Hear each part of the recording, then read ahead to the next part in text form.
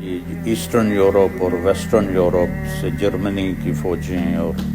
Eastern Europe کی ساری فوجیں اکٹھی ہوئیں، تو مراد اول نے رات کو اٹھ کر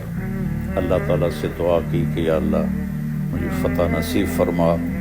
کہ یہ کفر و اسلام کا معاملہ ہے، اور مجھے شہادت بھی نصیب فرما۔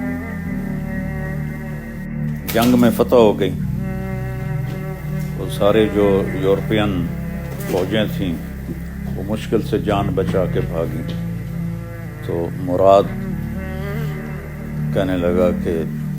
شکر ہے میری ایک دعا تو قبول ہوئی، لیکن افسوس ہے میری دوسری دعا قبول نہیں ہوئی، شہادت کی۔ کیا بادشاہ سے فتح کا جشن مانگنے کی بجائے شہادت مانگ رہے۔